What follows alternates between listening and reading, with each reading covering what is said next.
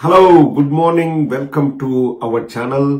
ముందుగా మీ అందరికీ ఒక హెచ్చరిక. కరెంటు చాలా పొదుపుగా వాడండి, తక్కువ వాడండి. అందరూ ఒక రూమ్ లో గుమికూడి అక్కడ ఫ్యాన్ మాత్రమే వాడుకోండి. ఇది ఆంధ్రప్రదేశ్లో పరిస్థితి. మీరు ఏసీలు గీసీలు వాడితే మీ పని గోవిందా గోవిందా. ఇది నేను చెప్పే విషయం కాదండి. ఇప్పుడు సోషల్ మీడియాలో ఎక్కడ చూస్తున్నా ఈ కరెంటు బిల్లులు అన్నవి వైరల్ అవుతున్నాయి. ప్రతి ఒక్కడు సోషల్ మీడియాలో వాళ్ళ బిల్లులు పెట్టుకోవడం, వాళ్ళు ఏడవడం ఒక్కటి తక్కువ. అవ్వా మాకేంది ఇంత కరెంటు బిల్లు వచ్చింది, ఇంతకు ముందు ఎప్పుడు లేనంత వచ్చింది, యూనిట్కి ఇంత బిల్లు బాదుతున్నారు, మా నెత్తిన రుద్దుతున్నారు అని చెప్పేసి వాళ్ళు నెత్తి నోరు బాదుకుంటున్నారు. ఇక్కడ నేను చూపించేదేవి నా మాటలు కాదండి. నా మాటలుగా నేను చెప్పాల్సిన అవసరమే లేదు. ప్రజల బాధలు ప్రజలకే అర్థమయ్యేలాగా చెప్పడం మన డ్యూటీ. ఒక సోదరుడు మాట్లాడుతున్న మాటలు వింటే నిజమే కదా అనిపిస్తే. ఇక్కడ గమ్మత్తైన విషయం ఏంటంటే ఆ సోదరుడు ఓటు వేసింది తెలుగుదేశానికి. అతనేమి మరి రాజకీయ మాటలు కూడా మాట్లాడట్లేదు. ఏమీ వైఎస్ఆర్ కాంగ్రెస్ పార్టీని విపరీతంగా పొగడడం లేదు, లేకపోతే తెలుగుదేశం పార్టీని తిట్టట్లేదు. అతను అనలైజ్ చేసి చెప్తున్నాడు ఈ కూటమి ప్రభుత్వం ఎలా ఉందన్నది. ఒక్కసారి అతని మాటల్లోనే ఉండండి. తరువాత మనము కొసమెరుపుగా ఒక కరెంటు బిల్లు ఉంది, పచ్చ మీడియా వాళ్ళు రాసుకుంటారు చూడండి, జగన్ కు షాక్ అది. అప్పుడు కేవలం జగన్ కు షాక్ అని మాత్రం రాసేవాళ్ళు. ఇప్పుడు 5 కోట్ల ఆంధ్రులకి షాక్. మామూలు షాక్ కాదు, shock shock shock shock shock shock shock shock shock shock అనాల. అంత షాక్ కొడుతుంది కరెంటు బిల్లుల రూపంలో. ఒకసారి తెలుగుదేశానికి ఓటు వేసిన సోదరుడు ఏమంటున్నాడు వినండి. సూపర్ 6 చెప్పారు కదా, ప్రజలకు ఏ విధంగా ఏ రావట్లేదండి.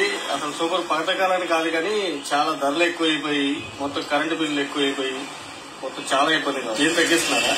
ఎక్కడ తగ్గిస్తున్నారు? ఎంత ఘోరంగా వస్తున్నాయంటే అంత ఘోరంగా వస్తున్నాయి కరెంటు బిల్లు. 2022, 2000 మొత్తం పాత అయ్యి అని చెప్పి మేము వాడింది తక్కువ, వచ్చే కరెంటు బిల్లు ఎక్కువ. మరి ఘోరంగా చేస్తున్నారు. చాలా దారుణంగా ఉందండి. ఇలా కూడా లేదు. పథకాలు ఇచ్చినా ఇవ్వకపోయినా అసలు పథకాల గురించి కాదండి, మినిమం బతకడానికన్నా ఉండాలి కదా. మరి ఈ రకంగా ఇంత దారుణంగా పరిపాలన ఉంటుందని చెప్పి కళ్ళలో కూడా ఓటేసినందుకు చాలా బాధపడతాం. మరి చంద్రబాబు నేను మాట్లాడుతూ వైసీపీ వాళ్ళకి ఒక పని కూడా చేయొద్దు అన్నారు. ముఖ్యమంత్రి చెప్పొచ్చు అన్నమాట. వైసీపీ వాళ్ళకి ఒక పని చేయొద్దు అంటున్నారు చంద్రబాబు నాయుడు గారు. ముఖ్యమంత్రిగా చెప్పొచ్చు అన్నమాట. ఇంకా వాళ్ళ వ్యక్తిగత వదిలేయాలి. అంత వయసు వచ్చింది, అంత ఇది వచ్చింది, సరే వాళ్ళకి చేయొచ్చు, ఇలా చేయొచ్చని కాదు. కనీసం ఆయన చేస్తున్నాడా? ప్రజలకు చేస్తున్నాడు. ఆయన ఏం చేయట్లేదు కదా. మరి దారుణమైన అసలు కరెంటు బిల్లుల రేట్లు ఏంటి, ఇక్కడ ఈ అసలు రేట్లు ఏంటి, ఇది లోకం ఏంటి, ఏం అర్థం కావట్లేదు. జగన్మోహన్ రెడ్డి గారు వచ్చేసారు ఇచ్చేసారు అని ఆయన పరిపాలన ఆయనదే బాగుందండి నిజంగా. అసలు ఇప్పుడు అందరికీ ఏంటంటే ఒక చెంప పెట్టనమాట, లాగి పెట్టి కొట్టినట్టు ఉంది. ఓట్లు వేసారంటే వేసాను, నేను కూడా వేసాను, నేను కూడా టీడీపీ గవర్నమెంట్ కి వేసాను. ఏముంది ఇప్పుడు? ఆ వీడియో స్పందన మీడియా వాళ్ళ వీడియో అండి. వాళ్ళు చాలా చక్కగా అందరినీ ఇంటర్వ్యూ చేసి ప్రజల నాడిని ప్రపంచానికి తెలియజేయాలన్న ప్రయత్నం చేస్తున్నారు. ప్లీజ్ సబ్స్క్రైబ్ టు స్పందన మీడియా. వాళ్ళు ఎవరు నాకు తెలిసిన వాళ్ళు కాదు, నా బంధువులు కాదు, నాకు తెలిసిన మీడియా కాదండి. ఈ వీడియోస్ మనం వాడుతున్నాం కాబట్టి చెప్పడం మన ధర్మము. సో స్పందన మీడియాని సబ్స్క్రైబ్ చేసుకోండి. వాళ్ళు మంచిగా ఇంటర్వ్యూ చేస్తారు, ప్రజల అభిప్రాయాల్ని తెలియజేస్తున్నారు. ఇక్కడ నాకు ఈ వీడియో మీకు చూపించాలని ఎందుకు అనిపించిందంటే, so he looks like an educated person and సమస్యలపైన అవగాహన ఉన్న వ్యక్తిలాగా నాకు అనిపించాడు. అండ్ మోర్ ఓవర్ ఏదో రాజకీయాల కోసం రాజకీయ విమర్శలు కాకోకుండా వాస్తవ పరిస్థితులను అందరికీ అర్థమయ్యేలాగా చెప్పాలని చూశారు. ఎక్కడ కూడా వాళ్ళు అడుగుతున్నారు, తెలుగుదేశం వాళ్ళు వైఎస్ఆర్సీపీ వాళ్ళకి ఏం చేయొద్దు అని చెప్పేసి చంద్రబాబు అన్నారు, మీరు ఎలా చూస్తారంటే ఇంకా వారి విఘ్నతకే వదిలేస్తాము, అంతకంటే నేను మాట్లాడాల్సిన అవసరం లేదు అన్నాడు. సో అంటే వెరీ మెచ్యూర్డ్ గా మాట్లాడాడు. అండ్ ఆల్సో లాస్ట్ లో వచ్చేసి అతనే ఒక భయంకరమైన సత్యాన్ని చెప్పాడు. నేను కూడా తెలుగుదేశానికి ఓటేశాను, ఇప్పుడు అనుభవిస్తున్నాము.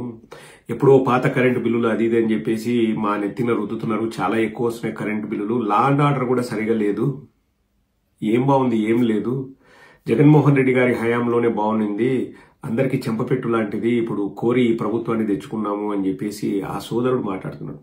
అన్ని వాస్తవాలండి. ఇక్కడ మనం ఏదైనా మనం సొంతంగా చెప్పామనుకోండి, అవి అవాస్తవాలని ఎవరైనా కొట్టిపారేయచ్చు. అంటే చక్కటి ఉదాహరణ, సిగ్గులేని మిడ్ నైట్ మసాలా నాయుడు ఏమన్నాడు, భూమన కరుణాకర్ రెడ్డి అసలు హిందువే కాదు, వాళ్ళ పిల్లలకు ఎలా పెళ్లి చేశాడో మనం అంతా చూసామన్నాడు. మనం ఆధారాలతో సహా భూమన అభినయ్ గారి వివాహం ఎలా జరిగిందో మనం చూపించాం.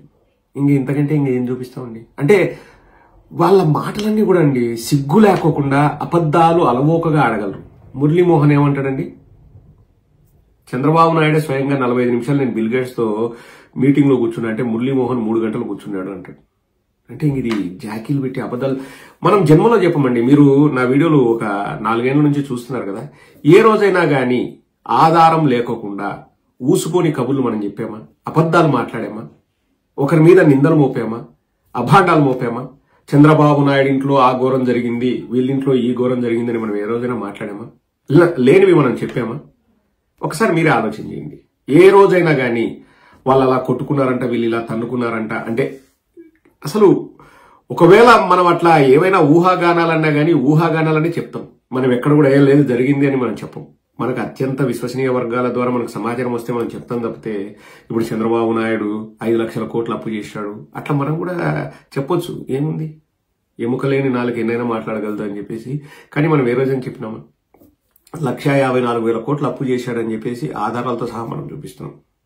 చంద్రబాబు 14 లక్షల కోట్లు అన్నాడు. ఆధారం ఎక్కడుందండి? ఈ రోజు వచ్చేసి పట్ట పగలు పచ్చి అబద్ధం మాట్లాడాడు. గోవులు చావలేదు అన్నాడు. వాళ్ళ టీటీడీఓనే వచ్చేసి ప్రెస్ మీట్ పెట్టి 43 ఆవులు చనిపోయినాయి జనవరి, ఫిబ్రవరి, మార్చి మాసాలలో అని చెప్పేసి వాళ్ళే చెప్తున్నారు. ఇంకా చనిపోలేదు అన్న మాట కరెక్టా? 43 గోవులు చనిపోయినాయని లిస్టుతో సహా ఆయన చెప్తుంటే అది కరెక్టా? వయసు అయిపోయి చనిపోయినాడని కవర్ డ్రైవ్లు ఆడతాడు ఆ మిడ్ నైట్ మసాలా నాయుడు. అసలు లేగదూడలకు వయసు అయిపోయి చనిపోతాయండి? ఫోటోస్ చూపించారు. భూమన కరుణాకర్ రెడ్డి గారు చెప్పారు, వారే ఫోటోలు చూపించారు. ఏవి ట్యాగులు కూడా ఉంటాయి చెవులకి, ఆ ట్యాగులతో సహా చూపించారు. అయినా అబద్ధం ఆడతాం, అయినా ఇష్టారీతనం ఏం చేస్తాం అనడం ఎంతవరకు సమంజసం? నిజంగా అండి పరిపాలన ఇంత దరిద్రంగా ఉంటుంది అని ఆ సోదరుడు చెప్పినట్టు ఎవరు కూడా ఊహించలేదు. 1,54,000 కోట్లు అప్పు చేసి ₹2 కాదండి, ఇంకా నాకు అప్పు పుట్టలేదు అంటే ప్రతి నెల చేసే అప్పు కాకుండా ఇంకా పుడితే ఫస్ట్ సంవత్సరమే జగన్మోహన్ రెడ్డి గారు చేసిన 3,19,000 కోట్లు, 5 ఏళ్లకు కోవిడ్ వచ్చి ఇబ్బందులున్నా ఆయన చేసిన 3,19,000 కోట్ల అప్పు, అందులో 2,75,000 కోట్లు డైరెక్ట్ ప్రజలకే ఇచ్చారు. కోవిడ్ అప్పుడు మనకు 70,000 కోట్లు లాస్, అంటే 1 ఆదాయం రాకపోవడము, 2 ఖర్చు పెట్టడం, ఇన్ని చేశాడు. చంద్రబాబు నాయుడుకి ఆ ఇబ్బందులు లేవు, ఒక్క పథకము ఇవ్వట్లేదు, జీరో. చంద్రబాబు నాయుడు ఏమంటాడు, దేశంలో ఎక్కడ లేని విధంగా 33,000 కోట్లు నేనే ఇస్తున్నాను, 4,000 పెన్షన్ ఇస్తున్నా అన్నాడు. జగన్మోహన్ రెడ్డి గారు 3,000 పెన్షన్ ఇచ్చారు కదండి. ఇప్పుడు 4 భాగాలుగా డివైడ్ చేస్తే ఎంతండి? 8,000 కోట్లు. అంటే ₹1,000 పెన్షన్ ఇవ్వాలంటే 8,000 కోట్లు, ₹2,000 పెన్షన్ ఇవ్వాలంటే 16,000 కోట్లు కావాలి సంవత్సరానికి, ₹3,000 పెన్షన్ ఇవ్వాలంటే 24,000 కోట్లు కావాలి, 4,000 పెన్షన్ ఇవ్వాలంటే 32,000 కోట్లు కావాలి. సరే 8,250 కోట్లు అనుకో. ఆల్రెడీ జగన్మోహన్ రెడ్డి గారు 3,000 నెలకిస్తుంటే అప్పటి ప్రభుత్వానికి భారం ఎంత అంటే 24,750 కోట్లు. ఆల్రెడీ జగన్మోహన్ రెడ్డి గారు 24,750 కోట్లు ప్రజలకు ఇచ్చాడు. నువ్వు అదనంగా ఇస్తుంది ఎంత? 8,250 కోట్లు. దేశంలో ఎక్కడ లేని విధంగా నేను సమిక్షేమ కార్యక్రమాలు చేస్తున్నా అని చెప్పేసి నువ్వు అదనంగా ఇచ్చింది, జగన్మోహన్ రెడ్డి గారు ఇచ్చేదానికంటే అదనంగా ఇచ్చింది 8,250 కోట్లు. అది తప్పితే జగన్మోహన్ రెడ్డి గారు దాదాపు 60,000 కోట్లు సంవత్సరానికి ఖర్చు పెట్టాడు. ఏది? డైరెక్ట్ బ్యాంక్ ట్రాన్స్ఫర్ ద్వారా ప్రజలకే ఇచ్చాడు. ఇంకా మిగతాది ₹1 కూడా ఇలా మిగతాది. మరి 1,54,000 కోట్లు అప్పు చేసి సంపద కాదు కదా, ఉన్న ప్రభుత్వ ఆస్తులన్నింటినీ ప్రైవేటు పరం చేసి నువ్వు పెన్షన్ తప్ప ఇంకేమిచ్చినావు సోదరా? చంద్రబాబు సోదరా, నిన్నే అడుగుతున్నా, ఏమిచ్చినావు చెప్పాలి కదా. దోచుకుని తింటారండి, పంది కొక్కుల్లాగా అడ్డగాడిదల్లాగా మేస్తున్నారు. ఆ పంది కొక్కులు అడ్డగాడిదలు కూడా సిగ్గుపడతాయేమో, దయచేసి వీళ్ళతో మమ్మల్ని పోల్చొద్దు అని చెప్పేసి. అవి నిజాయితీగా బతుకుతాయి, వీళ్ళలా కాదు. అది ఏమి తోపిడి, అది ఏమి తినడం అండి. అసలు కరెంటు ఛార్జీలు ఇబ్బడి ముబ్బడిగా నేను ఒక సోదరుడు పెట్టాడు, పబ్లిక్ లో పెట్టారు కాబట్టి నేను చూపిస్తున్నాను. అతను పబ్లిక్ గా డిస్ప్లే చేసుకున్నాడు ఒక కరెంటు బిల్లు. ఆయన రాసిన మాటలే నేను చెప్తాను చూడండి. అతను 100% ఇవి నా బిల్లులే అని అతను చెప్పాడు కాబట్టి నేను చెప్తున్నాను. ఒక ట్విట్టర్లో ఒక పేజ్ ఉంటుంది టాలీవుడ్ అని చెప్పేసి. అతనికి వచ్చిన కరెంటు బిల్లులంట. Just received March 2025 current bill. Consumed 2,918 units. Actual charges rupees 22,322. Additional all other charges 80,000. 2,918 యూనిట్లు వాళ్ళు వాడితే వచ్చిన కరెంటు బిల్లు 22,322 అంట ఉండాల్సింది మామూలుగా యాక్చువల్ ఛార్జెస్. ఏవో అదనపు ఛార్జీలు అని చెప్పేసి 80,000 యాడ్ చేశారంట. మొత్తం 1,03,403 రూపాయలు. అతనే ఆ ట్వీట్ లోనే ఇంకొకటి కూడా రాశాడు ఏంటంటే, ఫ్రెండ్స్ మీరు ఒకటి గమనించలేదు, అప్పట్లో 2022-23 మేము 20,000కు పైగా యూనిట్స్ మా కాంప్లెక్స్ కి కరెంటు వాడేవాళ్ళము. ఇప్పుడు కేవలం యావరేజ్ 2,500 మాత్రమే వాడుతున్నాము. ఎందుకంటే టీడీపీ నాయకులు మా కాంప్లెక్స్ ని కబ్జా చేసి అద్దెకున్న వాళ్లను తరిమేసి థియేటర్స్ మూసేశారు. అందుకని కోర్టులో న్యాయ పోరాటం చేస్తున్నా, ఎప్పటికైనా న్యాయం గెలవాలని కోరుకుంటున్నా. Thanks for all your support. Sai Karthik city centre Chilakaluripet. Okay, అదే ఇష్యూ ఏమండి. చిలకలూరిపేటలో ఒక సాయి కార్తిక్ సిటీ సెంటర్ అని అది ఉంది కదా, ఆ కబ్జా చేసి తెలుగుదేశం నాయకులే కబ్జా చేసి, పాపం అతను కూడా తెలుగుదేశానికే ఓటేశాడు. తెలుగుదేశానికి సంబంధించిన వ్యక్తి అతను పెట్టాడు. అతనికి వచ్చిన కరెంటు బిల్ అంట.